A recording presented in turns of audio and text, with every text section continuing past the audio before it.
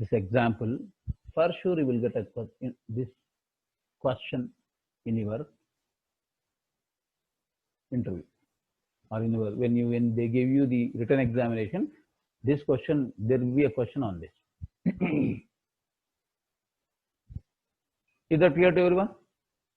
Please respond.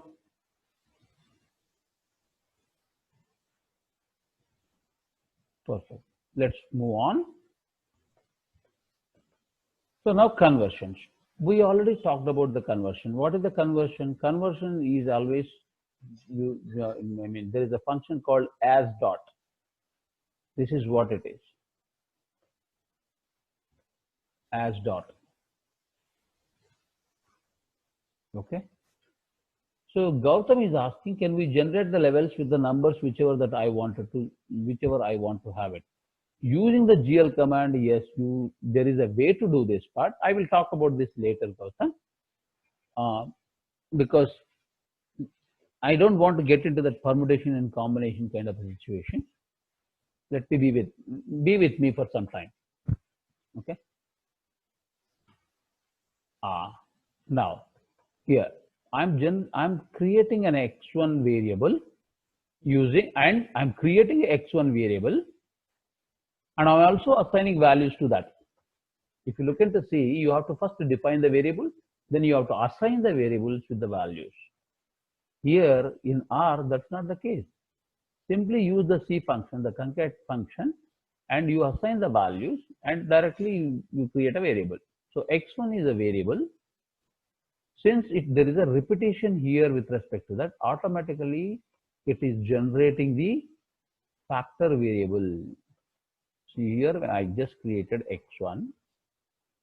Now there is a command called summary. Very, very useful command. Please remember.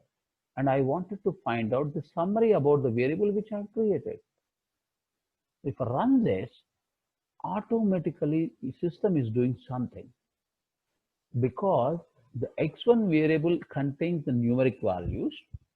Because it is a numeric value, when you issue a summary command, it will create 6 parameters. What are those 6 parameters? It will tell you what is the minimum value of this particular variable contains, and what is the maximum value this particular variable is containing, and what is the first quartile, what is the median quartile, what is the third quartile, and what is the actual mean. That means this is an average.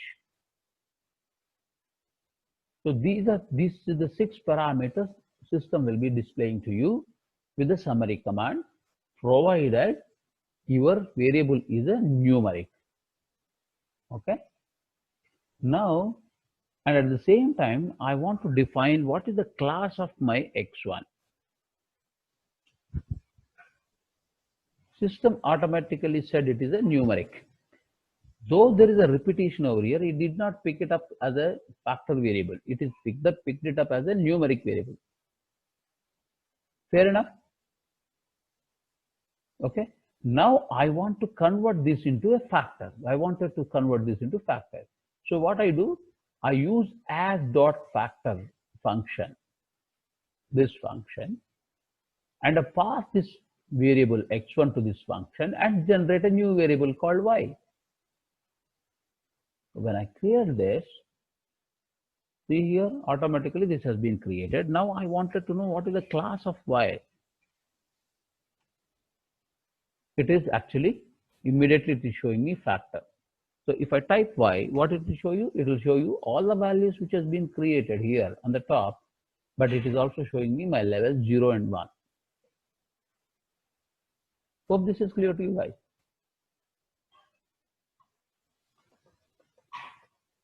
Moving on. So you try all these things. Factor to numeric. So I'm creating a factor variable as true, false, true, and assign this value to x1.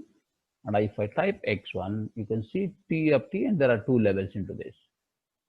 Now I'm converting this into numeric.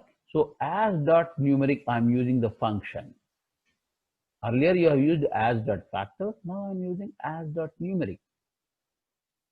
and system has done something beautifully. Automatically it is telling me, okay, what it is telling me? It is giving me the value related to this. Here it is TFT. There are two levels which you have specified here, TFT.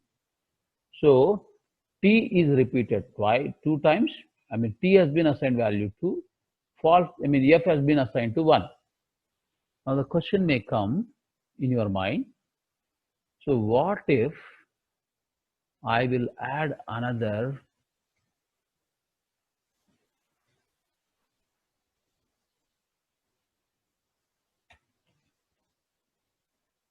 what is x1? Right? Now, you know this is x1. Now I'm going to create as dot numeric. What is y now? Is it clear?